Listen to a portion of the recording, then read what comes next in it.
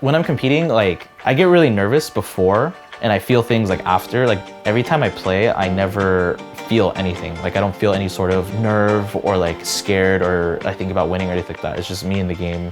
When I can think like that and feel like that, I can just do anything. My name is Steve Carbajal and I go by Supernoon, that's my tag, and I'm a professional fighting game player and streamer. Supernoon is the epitome of hunger, actually. Yeah. I am probably one of the hungriest youth fighters in the FGC. Advantage. Oh, Supernoon! But you gotta talk about the promise that people see in this kid, bro. Yeah. Time and time again, he's shown that he has clutch. Supernoon is a player who is impossible to ignore. If you haven't seen him popping off at a major, surrounded by his friends after a milestone victory, that's something you're gonna wanna fix ASAP. I got to visit Steve and had a really great discussion with him about his journey and how growing as a person and a competitor can intertwine beautifully. I'm from Los Angeles, California, Highland Park, California to be exact. I take a lot of pride in being from there just because it's like a really small place. When I was really young, I got gifted a PS2. With that, I got a copy of Marvel 2. I remember playing that and I was just like, this looks like cool. It's like really flashy. There's a lot of like cool colors and like the music was nice, right? One day, like some friends of mine were getting into Mortal Kombat 9 when that got released, and that was like a big deal. It was just like, I got into it because that's what everybody was playing, but then it led to like other fighting games like Marvel 3. And then that's how I found out about like tournaments by looking at like Marvel 3 footage and just watching like Justin Wong, like the Justin Wong comeback like videos and stuff like that. No, he got him! Both of them! X-Factor! And Justin Wong! So like that was like super important in like what got me into competing. During like Marvel 3, when I started playing it, I was in elementary school. And I played it all the way until I graduated high school, until my first year of college. 2015 is when I felt like I was like, all right, I'm pretty good, because I had a really good Evo run that year. 2016, 2017, I started being able to go to more tournaments. And then definitely 2017, I was just winning every local that I was going to, like even with all like the really top SoCal players going. I went to like undefeated. I got third to Chris G and Ryan LV, but at that tournament I beat Ray and KBR. With some choice words. There's the pop-off that we were waiting for the last game. We were talking about how West Coast doesn't get hype, but Supernoon definitely gets in there. Yeah, that was definitely the first time I was like, okay, like I know I'm definitely one of the best, for sure. But I think it really taught me to be patient. It's the harder route to go in a lot of things, but it's definitely more worth it most of the time. Contrary to a lot of people say, they're like, oh man, you're talented, or blah, blah, blah. I don't really like believe that. I just play a lot. When these new games come out, I understand how I learn, I understand how to break things down and how I like absorb information. I kind of like showed it with Guilty Gear. It's like, all right, if I put in like 200 hours and like as soon as possible, it's like, well, I should be good enough at the game to like do something, right? And it's true, so. With the release of Dragon Ball FighterZ, Supernoon's Ascendance continued to a new stage. He even managed to get some seriously esports attention. Yeah, definitely when I got sponsored by Energy, like I was getting paid, I was going to tournaments all over the world. Me, I grew up like very poor, right? So it was like, these are things I dreamed of. It was just like a very exciting time in my life, and being able to do what I dreamed of, like being a pro gamer, and also like going to school and making money doing it was like pretty cool.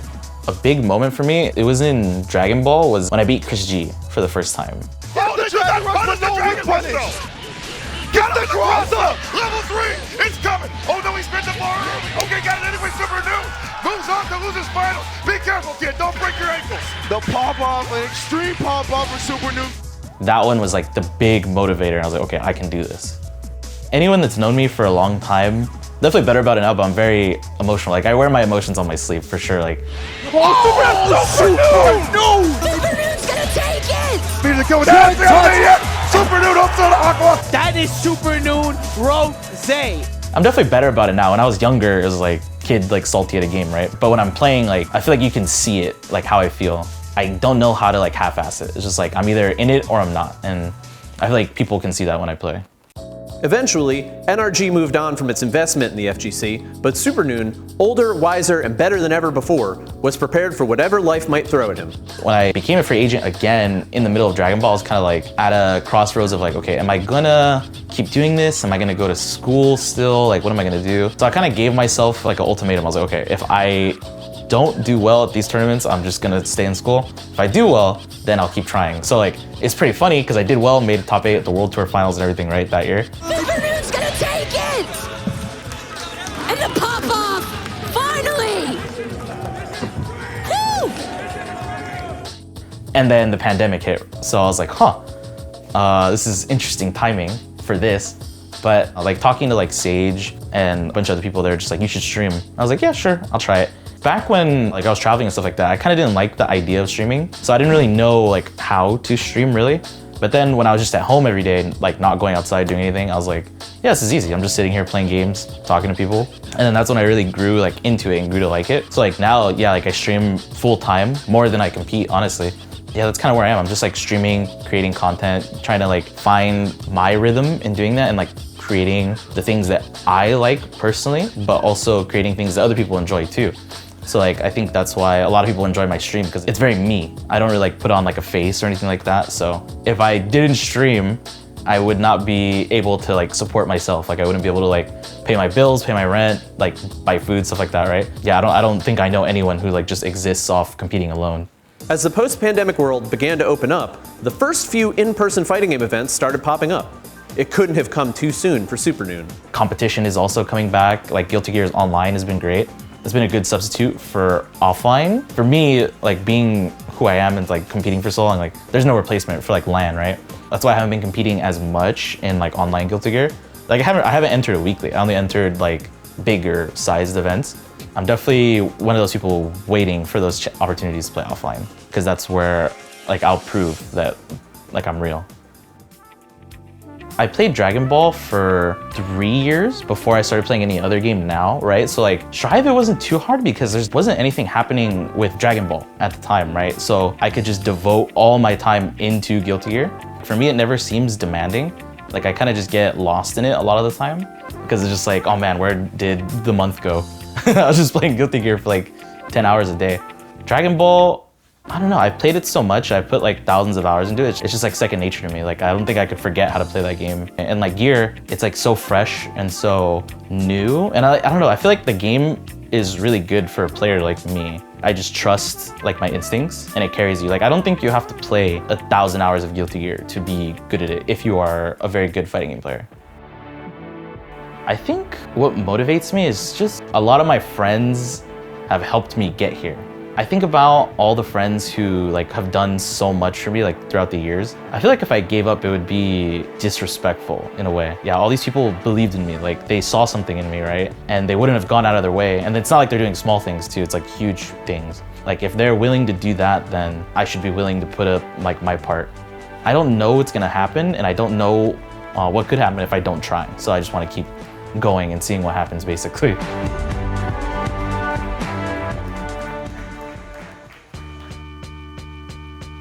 California is often viewed as the capital of esports and gaming in America, but New York is home to a slew of elite locals and communities that generate top-shelf talent, especially in fighting games. Supernoon had a new opportunity in a new city. Basically, why I moved to New York was I just wasn't doing anything. Like it was the middle of the pandemic. It was a really weird like time and I wasn't in the best of places like mentally and stuff like that. Like I was talking to like Sage and Sonic about it and they're like my family. So there's just an opportunity. They're like, hey, you should just come live with us. You know, like it would be good for you. Like we can all play games, we could stream. I wanted Noon to come live in with us. We kind of pretty well acquainted and we kind of just trusted him, like to like not be the worst roommate ever. And Sage and I were looking for a new roommate. Supernoon fit the bill perfectly. And it was definitely something I was like very scared about. An important thing to know about me is I don't think a lot before I make a decision. It's kind of just like, all right, let's do it. Yeah, I just shipped all my stuff, put my stuff in some boxes. I don't own much. I just shipped like my PC and like my clothes. I like New York, but I don't feel like I can say I'm a New Yorker. This was maybe the first time I've lived with like friends. This is also kind of like a dream of mine. It's like, all right, this is like the fighting game house, right? And it's like with two of my best friends and they're also two of the best players in the world at like whatever game they decide to play. He's really funny actually, and he cooks really well actually. I've only eaten some of his food a couple times, but when he does, Cause like it's really interesting. A lot of fighting game people have like very similar upbringings. Yeah, like I can talk to like Sage about like very like relatable things and Sonic too. They're not my friends, they are my family for sure. Living here definitely has made me like better at fighting games because they just kick my ass all the time. Where it's just like damn, I suck. And then I go play anyone else and I just destroy them. That's not Sonic or Sage. I'm just like, okay, maybe I don't suck. Maybe they're just really good.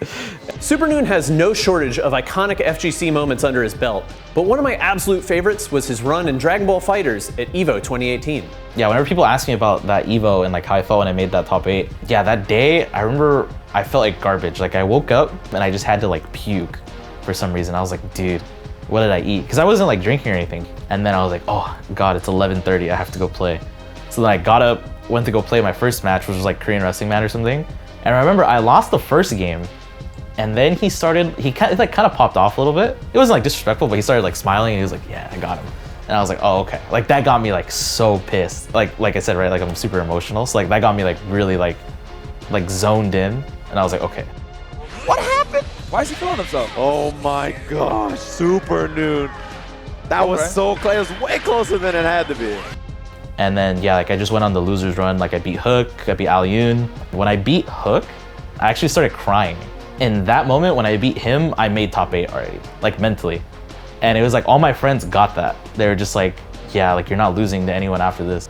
And then I had to play Aqua, right? But I remember very distinctly when I was playing Aqua, when I killed his like 16 or something, his character was coming in, like it was the transition screen, like I stood up. Like I've never done that before. And I was just like, it's over. Like I was saying it, I was like, it's over, this is over.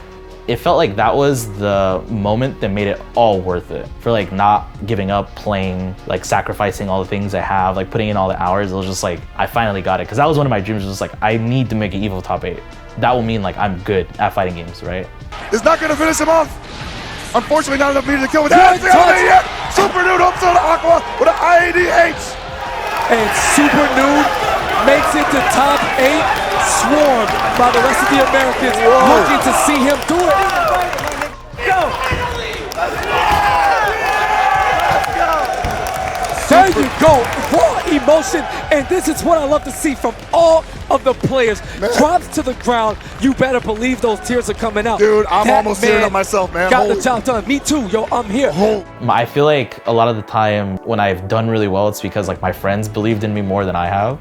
It's like a lot of like the crazy runs or like crazy tournaments that I've done really well in. I'll have like Sage or Sonic and like other people in my corner, they're like, bro, you got this. I'm just like, I don't know, let's see what happens. And then definitely streaming played a big part in that, especially recently with like all the online tournaments and like some of the events I've gone to as well. Just having this giant like group of people, like just like my Twitch chat, right? People that watch my stream just like believe in me. It's something I had to get used to. Once I did it, it was like a very good feeling because it's just like, yeah, there's like always someone believing in me. Supernoon's early results post-pandemic have been truly stellar, and none more so than his top 8 run at Pinnacle. Winning Pinnacle was sick. If I'm making good decisions, that will carry me. There's nothing too like gameplay specific, I think, that you have to like grind out if you've already put in the time. I'm more of like that school of thought where it's like, if I think about the game, it's better for me than playing it every day and like getting kind of jaded about it. I have to remember what to do in this matchup, what not to do. And if I can remember like those key things, I have like very specific like strategies for each character I fight. Pretty much I had like a moment where I had to fight Sonic and I got really mad I had to play against Sonic because at the pit we were practicing for it and they were playing nothing but Jacko the whole time. And then we sit down and they pick Leo because I had lost to Tempest Leo like super bad. They picked Leo, they kind of like memed me a little bit. When I realized I would have to play them in top 8 again, I kind of like sat down for an hour in like a corner and just like thought about it. I was like, okay, what did they do last time? They're probably gonna do it again. How am I gonna feel when like Leo knocks me down and they put me in like the situation, or like how am I gonna feel when I get hit and lose like 80%, right? So it was like mentally, I'd already like prepared for all of that. So in the moment, I don't feel anything. I'm just like, okay, I already know what my next move is. I already know what's gonna happen. Like it was like the way I beat them too, that like, I never try to be cocky anymore. It's just like confidence. Yeah, when I beat Sonic like 3 straight, I was like, okay, no one here is gonna beat me. Not only did you beat Soft Fox, but 3-0? I mean, Jesus. The roommate download has clearly been made. And when I had to play Kizzy, I knew he's such a good player because he's so fundamental based. So he's gonna try and like condition me and make me think away. So I was like, okay, if I think something's gonna work, I need to believe in it. And he's gonna try and make me not believe in it. I was very stubborn about not being like conditioned, and it worked out. So I did a lot. I just mashed and disrespected him the whole set, and it ended up working very well. Oh, okay, no perfect close out. And there he is! Defensive throw, love it or hate it. That's what's gonna close it out. And Supernoon is your Pinnacle 2021 champion. Look at him. Whew. So I mean, like, winning it felt the same way when I made top 8 Evo. It was like, I've been trying so hard. Like, I've gotten second, like top 4 at so many tournaments, like over the years, so many majors. I did it. Like, I knew that I could do it, but it was like, man, I've been doing this for 10 years. I still haven't like done it yet. I was kind of like, oh, that was exciting. That was his first time that not only he's eliminated me in an offline tournament, but he also took the entire major as well. I thought it was pretty exciting because that's like that's that next step that he's getting to, and I think his practice is finally paying off. This is what it was all for, and like it feels just so good, and it's kind of like it's like justifying too as like a player. Like, I am good at fighting games because it's a completely different game than what I started in too. I wanted to cry, but at the same time I didn't want to cry. Sonic like came on the stage and was just like patting me on the back, and they were like saying stuff to me. They're like, yeah, like, let's go, this is you, whatever. And, like, I got up and everyone started like screaming and stuff like that. I was like, yeah, like the whole time everyone was just like, yo, congrats, like just like shaking my hand, taking pictures, stuff like that. I definitely felt it like online and in the room, like for sure, like immediately. Yeah, fighting games will make you better as a person, I think, if you take like a certain approach to it. And I think a lot of people that have known me from the old days to now can like tell you that. Like, you have to look yourself like really hard in the mirror and be like, okay, this is your fault. You need to improve yourself. I felt like I didn't get better as a player until I got better as a person first. Like becoming more patient, more understanding, keeping like emotions in check better. Like, you really learn to understand yourself a lot. What's next is like a lot of streaming, a lot of trying to figure out what kind of content I want to make and stuff that I would want to do. Yeah, just kind of like figuring that flow out and just competing when I can. Like, that's definitely the thing that makes me feel the most like whole, is like just going to a tournament, whether I win or lose or not, it just feels good to be there. Yeah, like fighting games, it's something that's just a part of me. Like, as corny as it feels to say, it's just like, it's just part of who I am, and like competing is intertwined with that. So expect to see me at tournaments when there are any, honestly.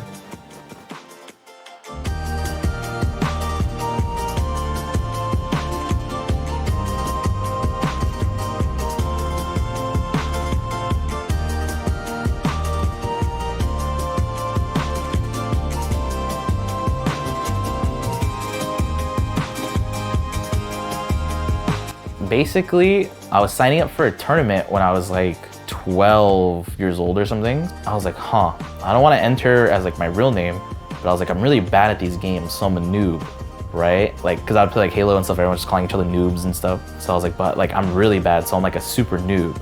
I'm registering for this tournament at like 2 a.m. And then I realized on the day of, when the dude was calling my name, he was like, Supernoon, and I was like, wait, I hit the N key instead of the B key because they're right next to each other.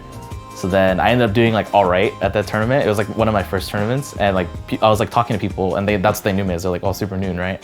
And I was like, well, that's the name. It just sticks, right? So yeah, that's how I came up with that name. It was a typo.